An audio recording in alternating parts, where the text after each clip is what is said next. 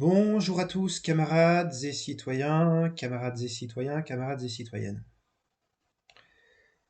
Alors, aujourd'hui, on va parler, pour certains, ça va paraître théorie du complot, pour certains, ça va paraître histoire, puisqu'on va parler de ce qu'est la synarchie. Voilà, la synarchie, qu'est-ce que c'est?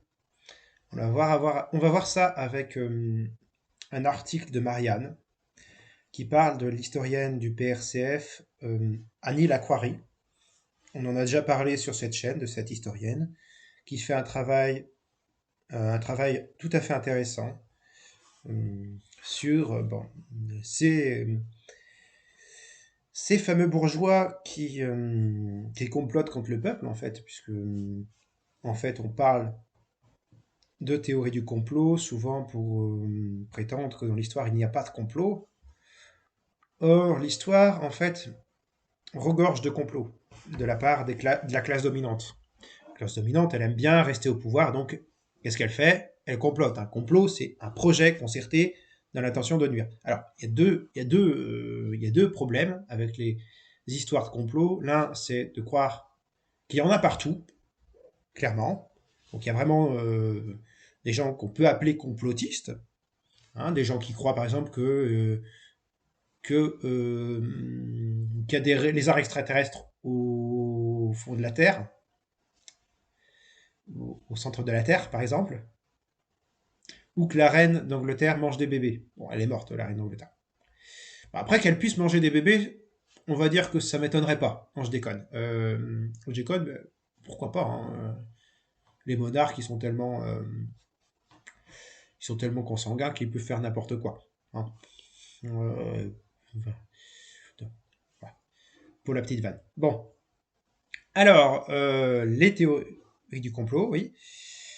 Donc, il y a des théories du complot complètement cinglées. Et il y a le fait qu'on puisse constater que dans l'histoire, il y a des manœuvres, qu'il y ait des manœuvres politiques, en fait, qui ne sont pas forcément toujours très honnêtes, qui objectivement, bah, ça s'appelle des complots, en fait.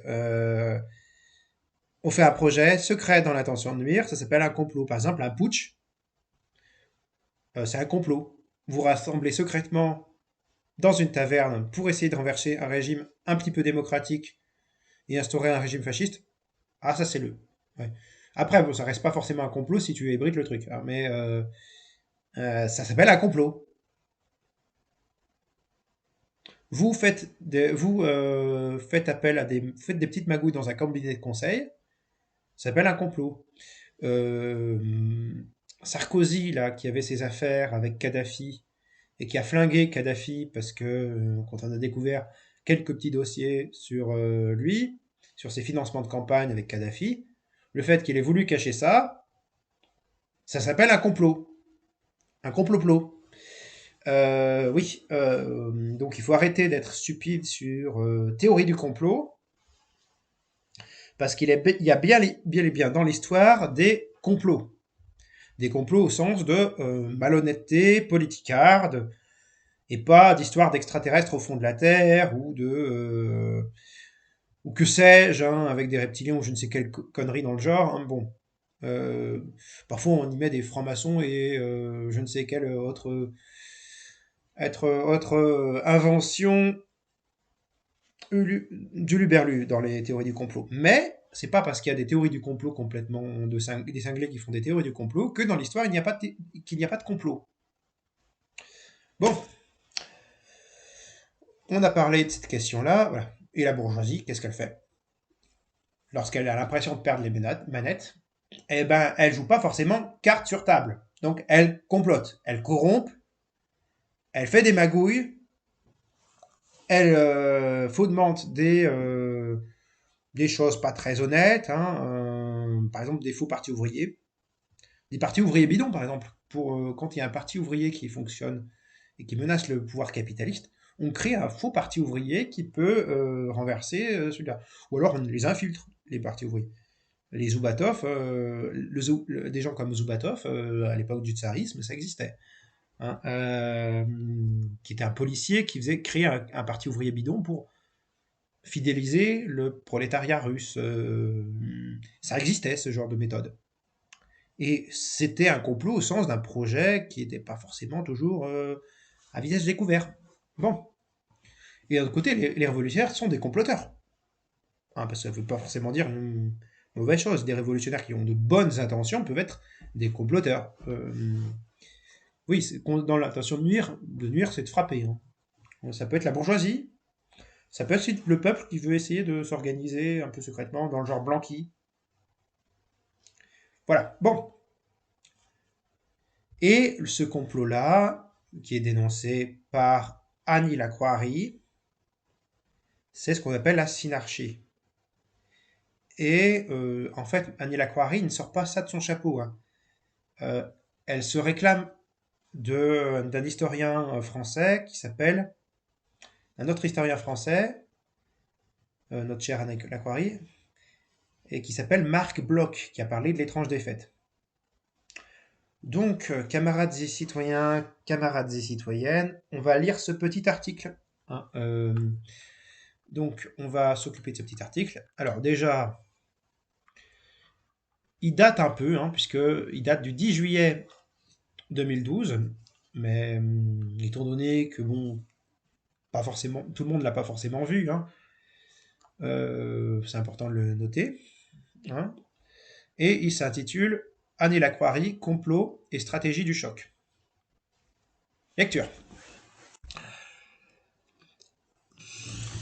Annie Lacroix-Harry, complot et stratégie du choc. À la lumière d'une conférence de l'historienne Annie Lacroix-Harry à Metz, notre blogueur associé Superno revient sur la stratégie du choc, les théories du complot et la récurrence de certains événements historiques. J'ai assisté vendredi dernier à la conférence que donnait à Metz Annie Lacroix-Harry, à l'invitation de la dynamique équipe d'attaque. Moselle. Précisons qu'elle est venue gracieusement, ce qui n'est pas le cas par exemple de certains judokas incultes reconvertis en politiciens, de certains judokas incultes reconvertis en politiciens quand ils devaient inaugurer un gymnase.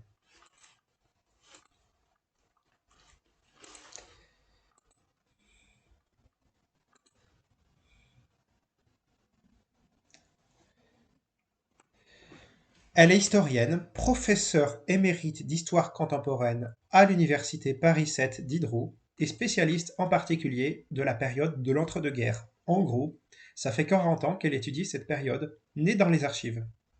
Elle est proche du Parti communiste et ne s'en cache pas. Du Parti communiste français, c'est pas dans le texte, mais en l'occurrence c'est ça, du Parti communiste français et ne s'en cache pas.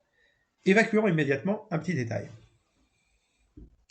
Annie Lacroix-Harry, comme d'autres, Étienne Chouard par exemple, est dans le viseur des anticonspis. On lui reproche d'avoir participé il y a quelques années à une conférence à laquelle participait aussi le conspirationniste Messan. Thierry Messan, bref. Il faut dire que la thèse de son dernier livre, Le choix de la défaite, est un peu difficile à avaler.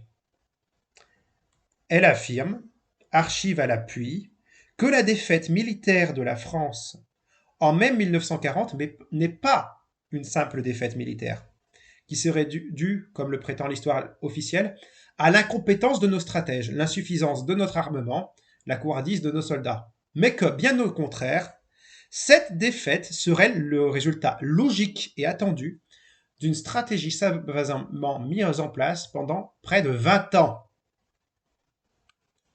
Un complot, pour parler clair.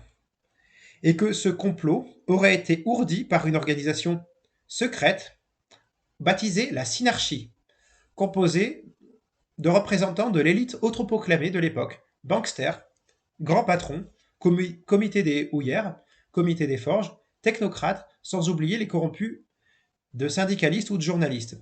Que cette synarchie et ses choix ont permis aux sociétés qui étaient derrière de prospérer plus que jamais au cours de la guerre. Je ne suis pas apte à évaluer péremptoirement la pertinence ou la véracité absolue de cette théorie. L'histoire, c'est un métier, et ce n'est pas le mien. Quel que soit l'intérêt qu'il suscite chez moi. Entre parenthèses. Je ne suis pas professionnel de l'histoire à titre personnel. mais je ne suis pas nulard dans ce domaine. Je suis un peu dans le milieu. J'ai une licence d'histoire. Bon. Parenthèse orgueil refermé. On va continuer. Euh, ça vous indique un peu le fait que j'ai une inclinaison à parler quand même un peu histoire sur cette chaîne. Bon, je reviens. Je referme la parenthèse. Néanmoins, non seulement la thèse est plausible, mais de nombreux exemples postérieurs à 1940 sont là pour prouver que c'est au moins envisageable. Soyez rassurés ou déçus, c'est au choix. Je ne vais pas me contenter de paraphraser Annie Lacroix, dont vous pourrez d'ailleurs facilement trouver sur Internet des vidéos de ses conférences.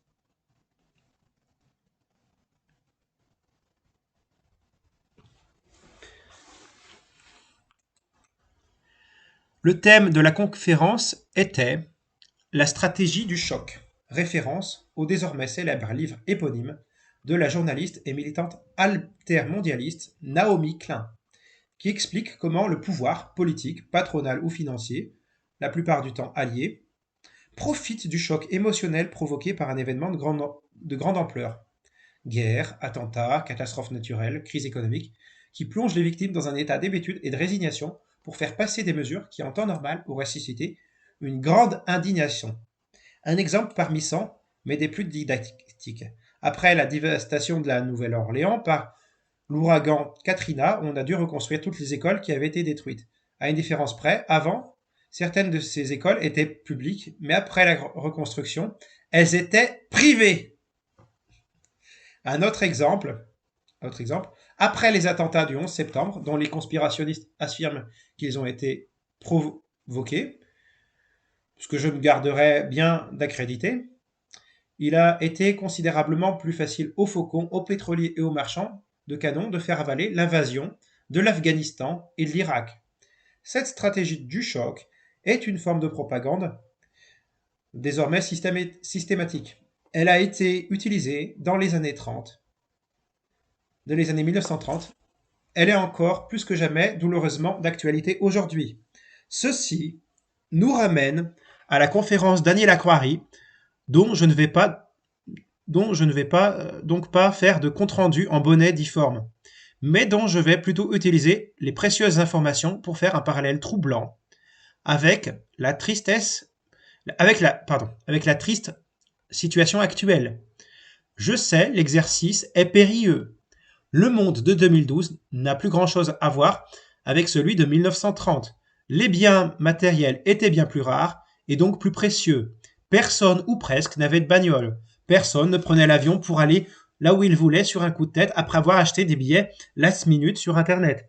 Il n'y avait pas de télé, pas de téléphone, pas d'ordinateur, pas d'Internet, pas d'hypermarché, pas de carte bancaire, souvent pas d'électricité, pas d'eau courante. Les femmes ne travaillaient pas, ne votaient pas. Beaucoup d'hommes travaillaient dans les champs et rêvaient d'aller à l'usine.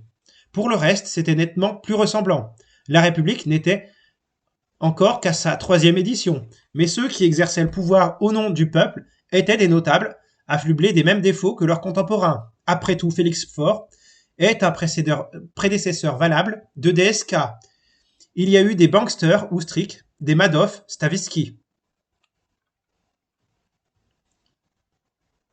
Digressons un peu, ça vous mettra dans l'ambiance, car Annie Lacroix digresse beaucoup. Cela peut rendre la conférence parfois difficile à suivre, sauf à avoir une culture historique peu commune. Un des exemples, un des nombreux scandales de l'épouvantable quinquennat Sarkozy fut la suppression de l'enseignement de l'histoire dans les terminales scientifiques. Décision parfaitement débile et scandaleuse, bien dans la veine sarkozyste. Eh bien, dans l'air du temps, quand il ne s'agit plus d'instruire, mais de formater des escadrons de petits valets au strict besoin des entreprises. On formera ainsi des gens aussi déprimants que des informaticiens, comptables, techniciens, commerciaux, totalement incultes et inintéressants, mais efficaces. À ce compte-là, à quoi bon leur enseigner l'histoire? Ça ne sert à rien l'histoire. Ça me rappelle le discours de mon capitaine quand j'étais bidasse. Commencer à réfléchir, c'est déjà désobéir. La thèse d'Annie Lacroix remet en cause l'histoire officielle. Ce n'est pas très étonnant, tant celle-ci peut être truffée de bobards ou de vérités idéologiques. Je me souviens d'avoir lu le passionnant ouvrage d'Howard Zinn, une histoire populaire des États-Unis de 1492 à nos jours, qui s'oppose à l'histoire officielle, celle qui célèbre des héros comme Christophe Colomb, Rockefeller ou George Bush. George Bush. Parenthèse, je suis désolé, ça fait rire. La vraie histoire, celle des Indiens génocidés, des esclaves dans les champs de coton, des ouvrières du textile, des soldats du Vietnam, etc.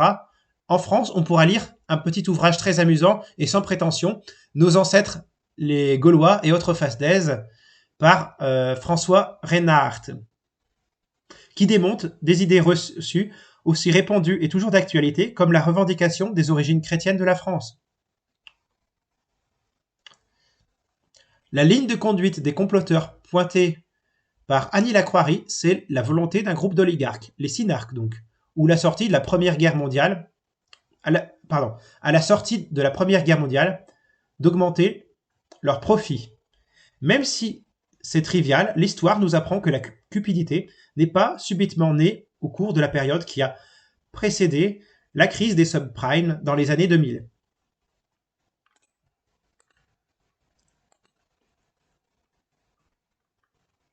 Les comploteurs avaient déjà compris une chose. Pour maximiser les profits, il faut avoir les mains libres et écarter tout ce qui peut gêner. La démocratie, les impôts, l'État-providence, les prestations sociales, les syndicats. Cela n'a guère changé. D'ailleurs, la gauche non communiste de l'époque, qui soutient ces saloperies, s'auto-intitule déjà la gauche moderne. Sans commentaire.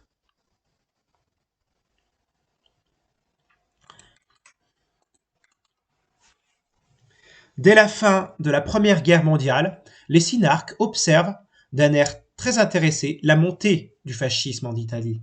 Ils trouvent que le régime mis en place par Mussolini à partir de 1922 est très favorable aux affaires. En plus d'être un bon moyen de lutter contre le communisme, cet ennemi absolu, le spectre du bolchevique d'octobre 1917, le couteau entre les dents, est le cauchemar qui hante tout capitaliste. On se rappellera que 50 ans plus tard, les néolibéraux ont utilisé le Chili de Pinochet comme laboratoire de leur idéologie avant de l'étendre au monde entier. Et aux anticonspirationnistes, Annie Lacroix rappelle qu'Allende n'est pas tombé volontairement du plafond. Et aux anticonspirationnistes, Annie Lacroix rappelle qu'Allende n'est pas tombé volontairement du balcon du palais de la Moneda et que la présence de Pinochet sur les lieux n'était pas le simple fait du hasard. On s'aperçoit aussi que la nuisible omniprésence des banksters et leur collusion avec le milieu politique était la même en 1930 que maintenant. Parmi les synarques les plus importants, il y avait les représentants de la banque Worms, de la banque l'EI2, de la famille de l'ex-responsable FN, et de la Banque d'Indochine. Les moyens de pression des banksters étaient aussi curieusement similaires. Alors, aux commandes de la Banque de France, les banquiers privés utilisaient l'endettement de l'État français pour faire du chantage sur les politiques publiques et exiger en échange de la poursuite de leur financement des réformes. D'ailleurs, Léon Blum, le héros du Front populaire, était en fait un socialiste tiédasse, plus héros que la Guillet, et partisan lui aussi de la réforme de l'État. Il n'a consenti aux avancées sociales du Front populaire que sous la pression de la rue. En 1924, le ministre des Finances d'Édouard Herriot s'appelle Étienne Clémentel. Devant les difficultés financières de l'État, il demande une avance au gredin de la Banque de France, qui lui accorde en échange de la promesse d'une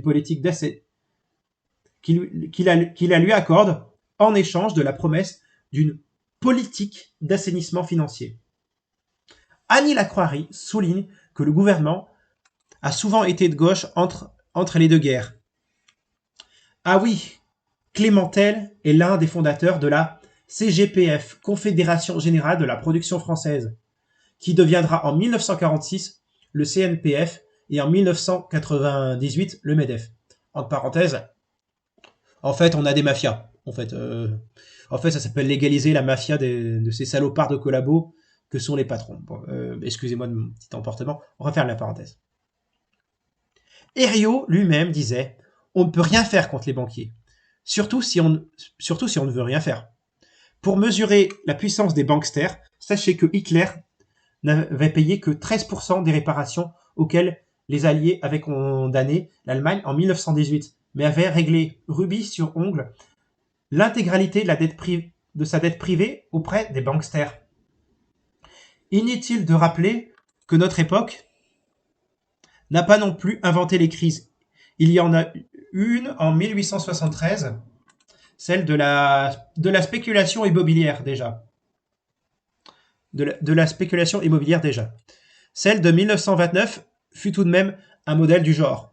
La cause en est une bulle, comme celle de l'Internet ou de l'immobilier. Les spéculateurs, aveuglés par leur cupidité, ont provoqué une chute de la bourse, qui s'est répercutée dans la vraie vie au cours des années suivantes, avec son cortège de chômage, de faillite et de misère.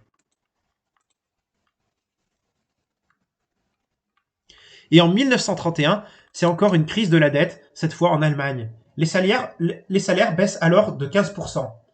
Il faut dire aussi que l'immigration, suscitée par le patronat et mettant les salariés en concurrence, y a bien contribué. On notera que dans les années 1960, le gouvernement français de droite, sur pression des patrons de l'industrie automobile, fait venir des immigrés d'Afrique du Nord. 50 ans plus tard, leur successeur l'UMP, ou à la droite populaire, fustige les conséquences néfastes de cette immigration, conchit les Arabes, l'islam, etc., qui ne sont que la conséquence logique et courue d'avance qu'ils avaient d'ailleurs anticipée. Entre parenthèses, en fait, la bourgeoisie, en fait, a un discours double sur l'immigration.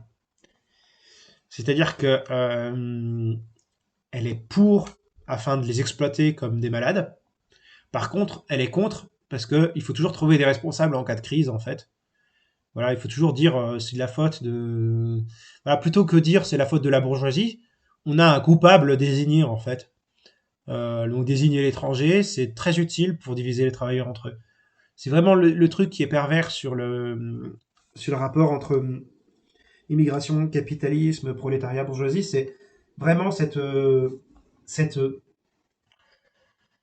réification des immigrés que font les capitalistes, en fait. Les capitalistes, ils sont bien contents pour les faire travailler, mais ensuite, ils sont bien contents de les jeter comme des malpropres parce qu'ils n'assument pas leurs responsabilités. En grosso modo, la bourgeoisie, c'est des salauds. Mais bon, ça, on le sait, enfin, si vous me suivez, vous devez savoir ce que je pense sur les bourgeois. Je referme la parenthèse. Bon, voilà. Donc, j'en étais. 50 ans plus tard, leurs successeurs de l'UMP ou à la droite populaire fustigent les conséquences néfastes de cette immigration, conchit les Arabes, l'islam, etc., qui ne sont que la conséquence logique et courue d'avance qu'ils avaient d'ailleurs anticipée, mais puisque le patronat le voulait. Après la crise des subprimes de 2008, où les banques ont perdu des fortunes par leur incompétence et leur inconséquence, on a saturé l'espace médiatique sur l'air de « il faut sauver les banques. Si on ne sauve pas les banques, on coule avec elles. » Alors qu'il fallait les laisser crever et reconstruire sur les cendres un pôle public bancaire. Il paraît qu'en France, on s'en est plutôt bien sorti, mais l'État américain y a laissé près de 15 000 milliards, 15 suivi de 12 zéros, de dollars, 50 000 dollars par américain. Chaque année plus tard, il faut recommencer. En Grèce, en Espagne et bientôt partout ailleurs, de nouvelles banques flageolent. Rien qu'en Espagne, le mois dernier, il a fallu trouver en urgence 100 milliards, qui s'ajoutent à la dette, et certains disent qu'il en faudra au moins 500. En 1935, les banksters français se plantent en spéculant. Les pertes sont lourdes. Que croyez-vous qu'il arriva? Le président du conseil, un certain Flandin, le héros d'alors, décide de faire garantir par l'État les pertes de ces banksters. La soumission à ces escrocs est donc une constante. théorie du complot ou pas, on peut se demander comment, maintenant, où il y a 50 ans, des gens de droite comme de gauche, élus par nous, pour nous représenter ou agir en notre nom, peuvent ainsi se comporter avec une parfaite constance comme des traîtres et des vendus, et mener des politiques aussi ouvertement contraires à nos intérêts. La construction européenne est un naufrage, un ratage total.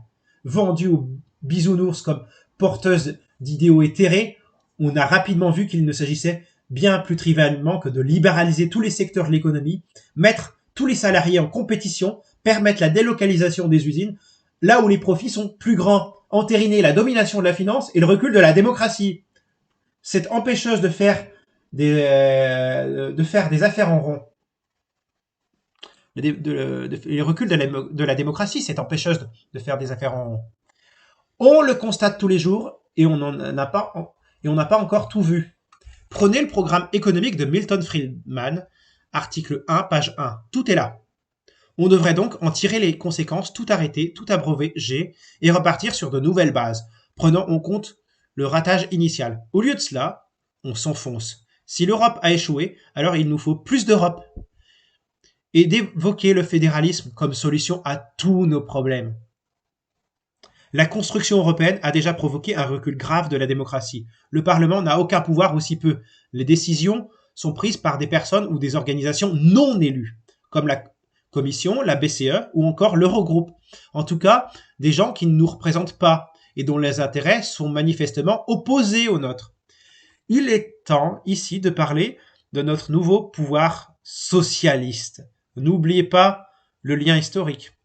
Ces gens-là ont été élus pour tirer la France de la crise, mais en réalité, ils ne vont défendre que les intérêts des banksters en nous enfonçant encore davantage.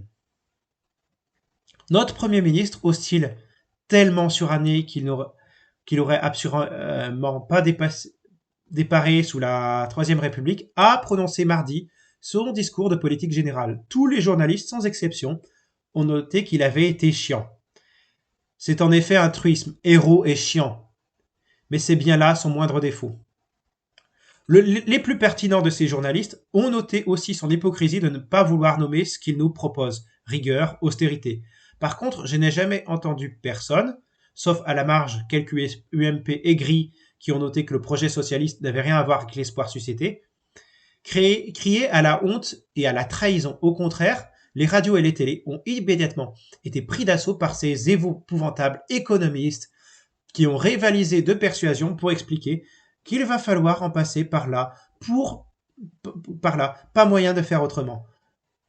En parenthèse, c'est la fameuse Tina de Margaret Thatcher. There is no alternative. Je referme la parenthèse. Relayé en boucle par les poupées Barbie des chaînes d'infos en continu et par les éditorialistes vendus des hebdomadaires, ces torche-cul métastasés par des tonnes de pubs. Je ne sais pas s'ils avaient des économistes ultra médiatisés dans les années 1930, mais on oublie de préciser que ces gens-là ont tous, sauf très rare exception, des incohérences coupables avec le système bancaire et financier et que leur cerveau, comme leur portefeuille, est incapable de s'extraire du carcan idéologique ultralibéral selon lequel toute réduction du rôle de l'État est bonne pour l'économie. Toute baisse des charges est bonne pour les entreprises et tout ce qui est bon pour les entreprises est bon pour vous et moi. Les synarques avaient, quant à eux, recruté des journalistes et des publicitaires pour expliquer que les profits doivent être élevés pour créer les emplois de demain. On croirait du Xavier Bertrand ou du Pierre Moscovici. Hollande et Hérault, comme je l'avais annoncé, sont venus spontanément, quand on les y force, placer à leur tête, et la nôtre, dans ce carcan, en acceptant de continuer et d'accentuer les paiements de cette prétendue dette aux banksters en échange de cette foutaise de pacte de croissance. À l'échelle d'un continent, les 120 milliards de ce pacte ne représentent rien. Ils n'auront aucun effet médiatisé. Et même s'ils étaient affectés à des projets d'investissement intelligents, genre remplacer les bagnoles par des transports en commun et des vélos, ce qui ne sera évidemment pas le cas, puisque corruption et clientélisme seront, comme d'habitude, les principaux critères de sélection, le retour sur investissement serait très partiel et différé, alors que l'accroissement de la dette, lui, est immédiat, tout comme le seront les intérêts supplémentaires que les États devront payer. Hérault a lui-même parlé d'une dette de 18 milliards, alors qu'on parlait plutôt de 1700 jusqu'à ici. Il participe de quelques mois sans doute, car à 5% de déficit par an, la dette augmente de 100 milliards. À 3%, c'est encore 60 milliards, puisque l'objectif intenable est de revenir à zéro en 2017, euh, et puisque l'objectif intenable est de revenir à zéro en 2017, la dette aura alors dépassé les 2000 milliards, sur lesquels il faudra continuer à payer 40, 50, 60 milliards d'intérêts, voire plus, tous les ans, puisque les banksters fixent les taux selon leur bon vouloir. Hollande, Hérault et l'Assemblée nationale vont maintenant voter le resserrage du carcan à l'aide du fameux pacte Merkozy, qui confie à autrui la gestion de nos finances et nous interdit tout déficit. La seule perspective, c'est baisse du nombre de fonctionnaires, réduction des services publics à la portion congrue, baisse des prestations sociales et hausse des impôts. Pour les riches, dit Hérault. On a déjà une idée assez précise de ce que vont être ces prochaines années. Tous les jours, de nouveaux licenciements massifs, déjà planifiés, dont l'annonce avait été retardée par l'UNP pour raison électorale.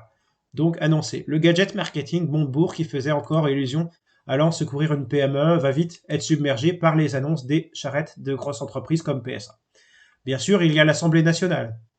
Dans les années 1930, l'Assemblée nationale avait encore le pouvoir de voter des dépenses. Aujourd'hui, ce n'est plus le cas. Ce qui fait dire à Annie Lacroix que l'Assemblée nationale ne sert à rien. Sinon à faire vivre grassement 577 personnes et leur entourage. Le Sénat, lui, a toujours été aux ordres du pouvoir, une cooptation de notables où la franc-maçonnerie joue un grand rôle.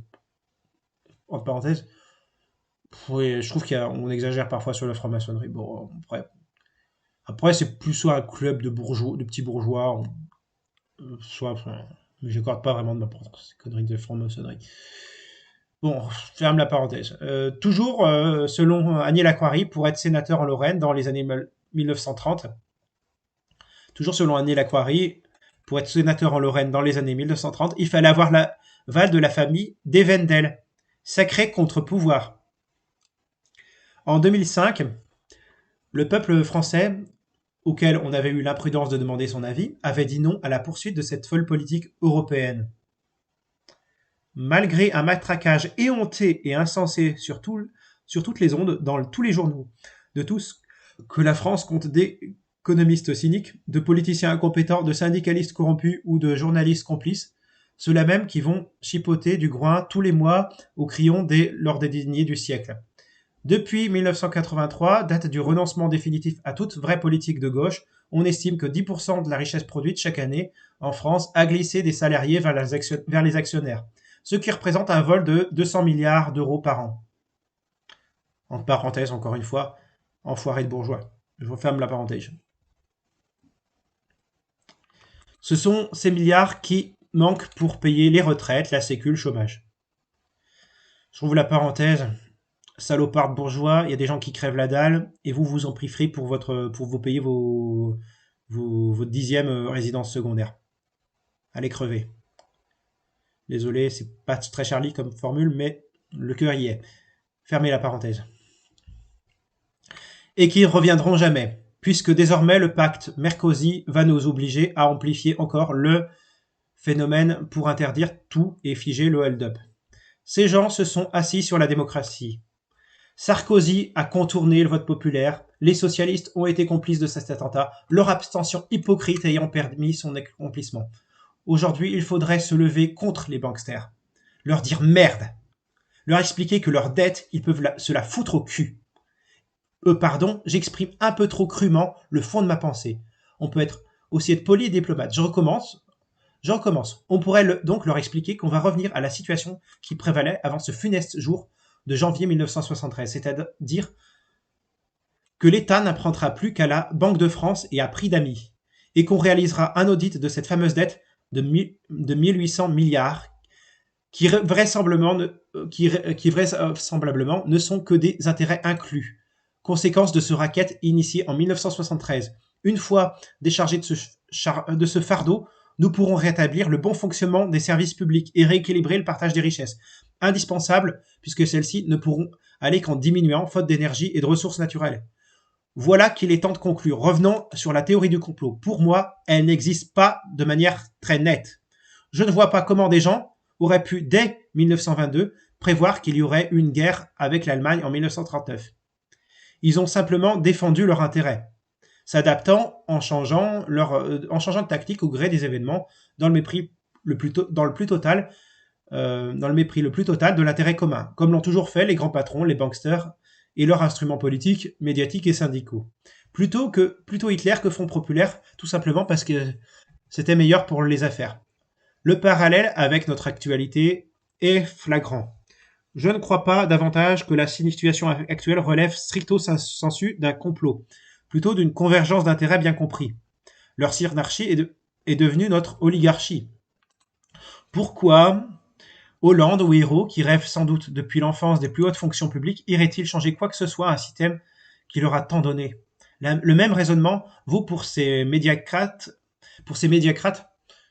pleins aux as, dont les supérieurs sont en outre patrons ou banksters. Les dignes du siècle ne peuvent être assimilés à un complot. Ce sont des grandes sonneries, ce sont des grandes sauteries où les plus puissants paradent et où leurs valets se remplissent de la fierté de côtoyer ces puissants qui pourront sans doute, le moment venu, donner un coup de pouce à leur carrière ou faire avancer leur légion d'honneur. Plutôt l'Europe néolibérale que l'intérêt de cette vallée-taille de chômeurs et de précaires qui n'ont rien à apporter sinon des emmerdements et que les potes des médias savent de toute façon très bien rabattre vers vous dès qu'il en est besoin. Reste le point commun qui est la crise. Il y a toujours une crise de ceci ou de cela. Et dans tous les cas, elle est bien pratique pour faire avaler les pires potions, comme celle que notre gouvernement socialiste est en train de touiller. L'argumentaire est déjà au point, on n'a pas le choix. Donc, alors, qu'est-ce qu'on va en dire, les amis? Bon, alors, actuellement, moi j'ai 27 ans. Hein, comme ça date de 2012, je devais avoir... ouais, je devais avoir... ouais, j'étais minot à l'époque. Ah ouais, je devais avoir 16 ans. Qu'est-ce que je raconte? Je devais avoir... excusez-moi, je suis un peu fatigué. Et je devais... ouais, je devais... on est en 2023. Je devais avoir... je devais avoir 16 ans, voire 15 ans, étant donné que je suis né après juillet. Oui, je devais avoir 15 ans à l'époque. Hein,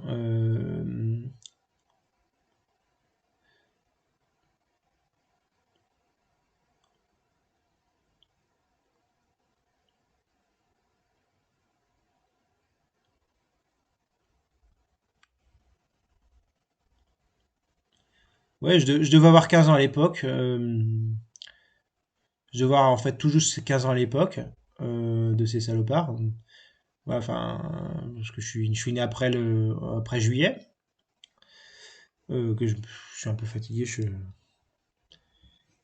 Oui, je devais être tout juste ado à cette époque. Donc voilà, je vois que ça date un peu cet article. Digression, je parle de moi. Oui, puisque j'ai évoqué le fait que j'avais une licence d'histoire, voilà. Euh, voilà, enfin, le-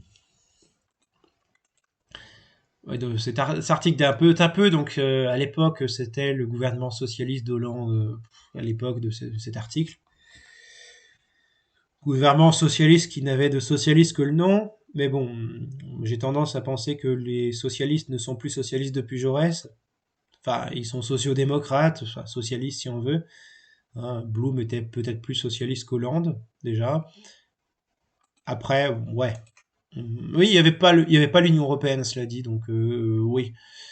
Et il y avait le Front populaire, dans lequel on leur tirait un peu la bourre. Il y avait il y avait la classe ouvrière qui était sûrement organisée pour leur tirer les verres du nez à ces gens-là.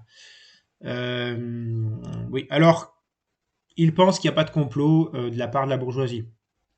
Moi, je pense que Annie Lacroix, elle peut avoir raison. Je pense que la bourgeoisie, elle peut toujours faire des petites cachotteries. Voilà, enfin, Mussolini, il a quand même été financé par des bourgeois. Mussolini, il a quand même couché avec des filles de bourgeois pour financer son mouvement fasciste. Qui a eu quelques rapprochements, euh, qu'il est couché littéralement avec la bourgeoisie, Mussolini, par exemple, ça s'accorde très bien avec l'idée que la bourgeoisie, bah, elle va débaucher des militants ouvriers, voilà, voilà. Donc elle complote d'une certaine façon, qu'elle va, voilà. Les banquiers font rarement des mouvements de masse. Et pour ça que le fascisme utilise un moyen de détourner les mouvements de masse, des mouvements de masse de la lutte des classes pour les retourner, pour ensuite se servir d'éléments dévoyés pour réprimer la lutte des classes. Donc ça tient bien avec la synarchie. Je pense que ce que veut dire Annie Lacroix, pour ce que j'en ai vu, elle part du capitalisme financier international. Et s'il y a un internationalisme prolétarien, la bourgeoisie, elle a tendance aussi à avoir une solidarité de classe au niveau international. Alors voilà le rapport nation versus monde, dans lequel on dit un nationalisme égale bourgeois, bah, il y a aussi le mondialisme qui est l'internationalisme des riches. Enfin des riches, des bourgeois, des patrons, des capitalistes.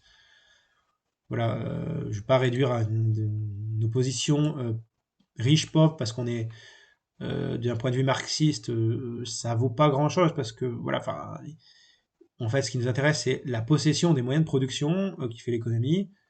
Donc voilà, c'est pas tellement le compte en banque en lui-même, hein.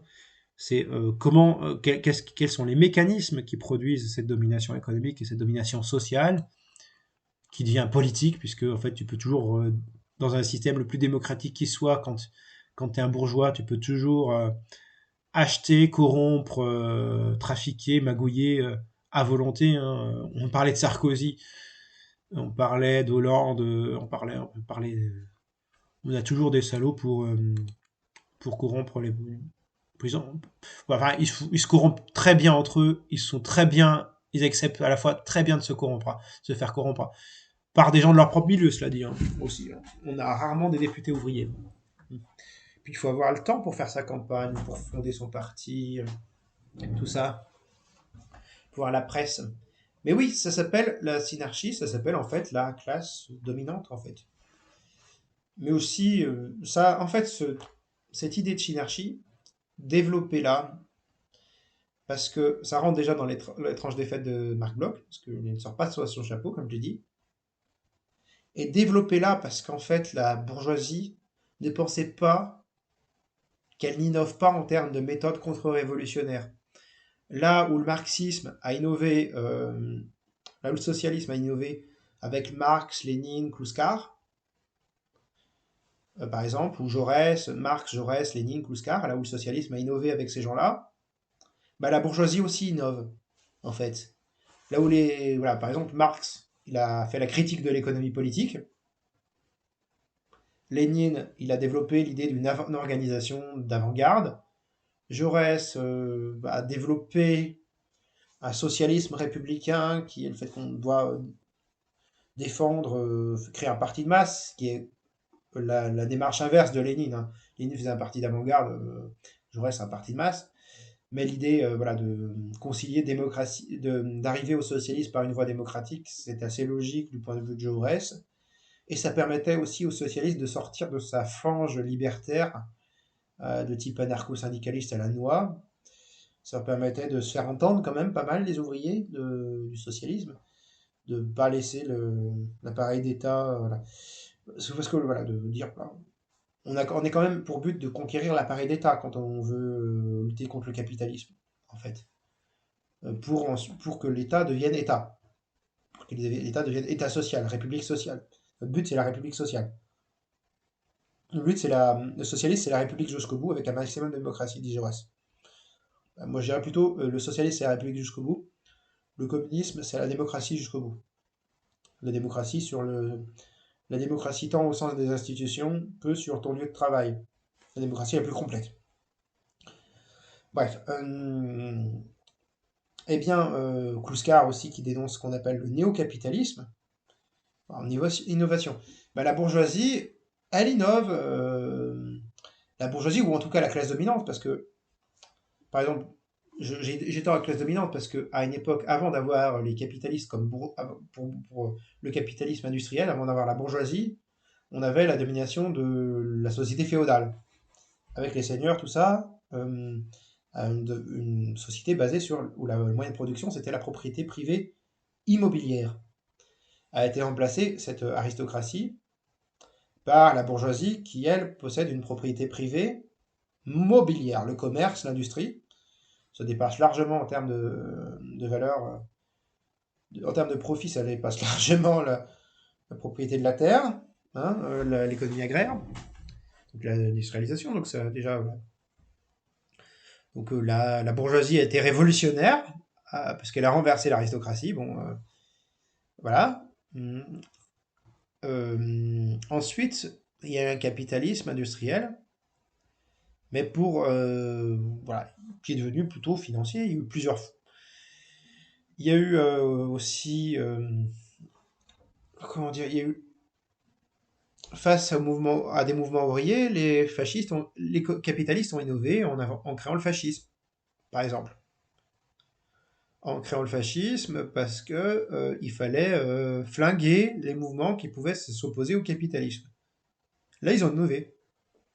Ils ont innové en étant des salauds, mais ils ont innové dans leur vision des choses. C'est-à-dire, voilà, le libéralisme, voilà. Le libéralisme est en crise, on va mettre en place le fascisme, on va promettre un truc régulé en attendant, ou pas, pour essayer de sauvegarder la propriété privée lucrative. Bon. Il y a aussi les néolibéraux, comme on a évoqué un truc avec Pinochet, hein, les idées. Mais là il parle de Milton Friedman, mais il me semble que c'est Friedrich Hayek dont il est fan, Pinochet. Il est fan de ce salopard de Hayek. Hein, il a créé un libéralisme autoritaire, Pinochet.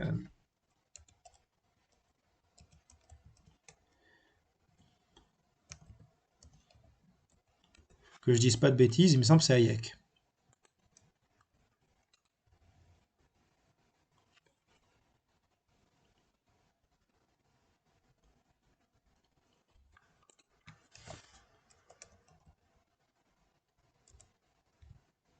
Ouais, c'est Hayek, hein. Hayek défend un régime autoritaire pour défendre l'économie libérale la plus totale possible. Ouais, enfin, ils ont innové sur le néolibéralisme avec bon, Pinochet, Reagan, Thatcher, et ils ont innové avec le postmodernisme, avec l'intersectionnalité, les capitalistes, avec le communautarisme, avec la division des travailleurs, avec la démondialisation, avec l'Union européenne. Ils ont innové avec des tas de choses, les capitalistes. Donc ils complotent d'une certaine façon, les capitalistes. Ils complotent contre le peuple. Ce sont des ennemis du peuple. Hein, c'est-à-dire, par exemple, détricoter les propres progrès, les progrès qui ont été faits aux fondations de notre République, que d'aucuns gauchistes appelleraient bourgeoise, en oubliant son caractère progressiste à notre République. Le modèle jacobin, vous savez, la République unie indivisible, la souveraineté nationale et populaire, la démocratie, l'universalisme républicain. Dénoncer ces acquis-là, démonter ces acquis-là. Plus, je dis les acquis jacobins, mais je devrais plus largement dire les acquis républicains français, parce que plus tard, sur la veine, dans l'inspiration au même nom, sur les mêmes valeurs d'universalisme républicain, il y a eu plus tard un acquis républicain essentiel qui est la laïcité. Eh bien, ces acquis que la bourgeoisie avait su défendre plus ou moins face à l'ancien ordre aristocratique, elle les a défoncés parce que ça lui posait problème en fait. Il faut diviser le peuple. Il faut rendre le pays ingouvernable. Il faut rendre le pays ingouvernable, il faut que les prolos se battent entre eux. Il faut qu'il y ait des idéologies qui éloignent de l'analyse matérielle de la situation, qui est de la situation économique. Il faut que les prolos soient divisés entre eux. Il faut que le pays soit ingouvernable pour tout État, pour tout mouvement révolutionnaire ou réformiste qui voudrait faire quoi que ce soit d'un tantinet réellement à gauche, social-démocrate ou communiste, c'est-à-dire, je dis social-démocrate parce qu'en fait, on ne peut plus faire à gauche aujourd'hui que du social-libéralisme, c'est-à-dire rien de social et tout du libéral. Donc en fait, on peut rien faire. Avec l'Union européenne, elle a été conçue pour qu'on puisse rien faire. C'est malheureux, mais voilà. Eh bien, ils ont voulu flinguer le jacobinisme, ils ont voulu flinguer le marxisme. Et ils ont réussi à utiliser le gauchisme, nos capitalistes. Ils ont utilisé ce qu'on appelle le libéralisme libertaire, la social-démocratie libertaire.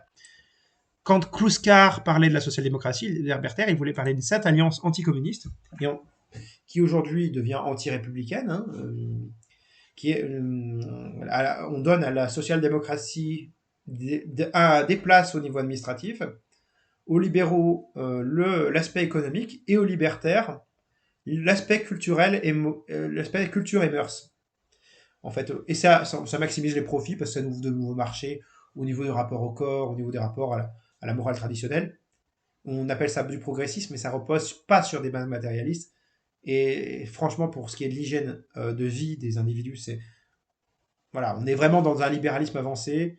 On mélange ça avec cet individualisme libéral total, avec un communautarisme à l'anglo-saxonne, en disant que c'est progressiste.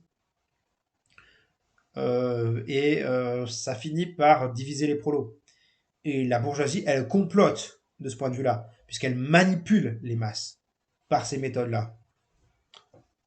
Donc voilà, c'est mon petit point mon petit apport, c'est de dire les choses ainsi. La bourgeoisie est intrinsèquement du genre à conspirer contre le prolétariat. C'est pour ça qu'il faut renverser ces nuisibles.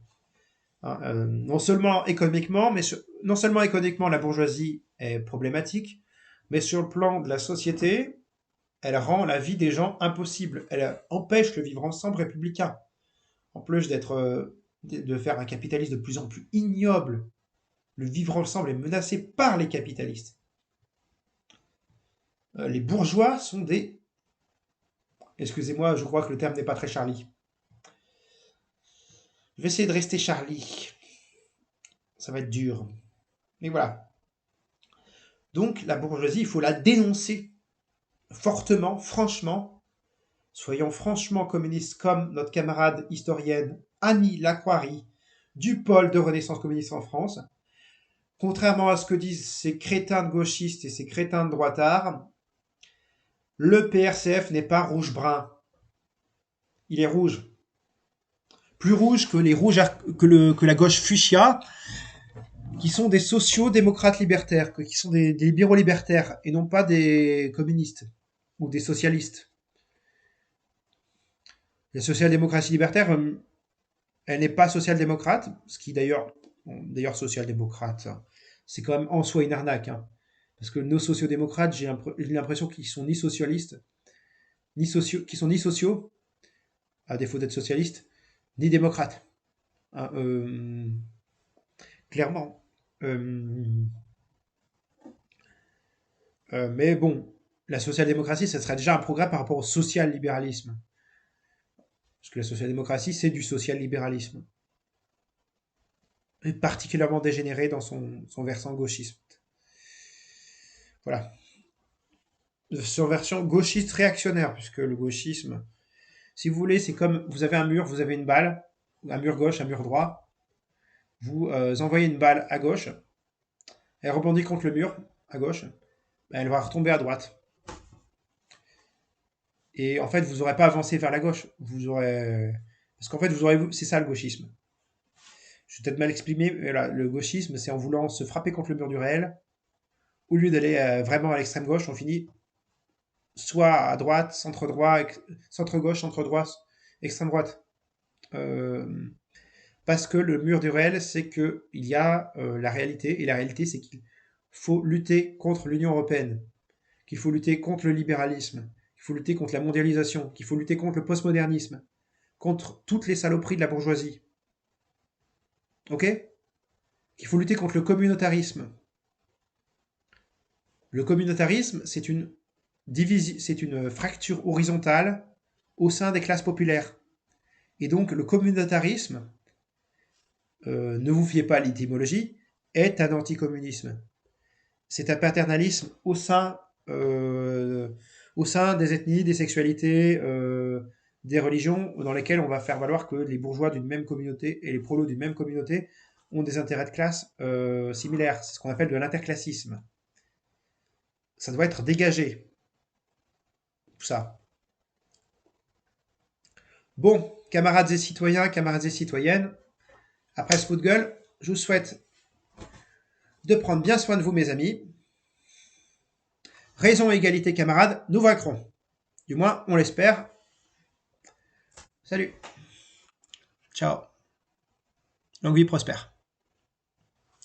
Bah, si on progresse.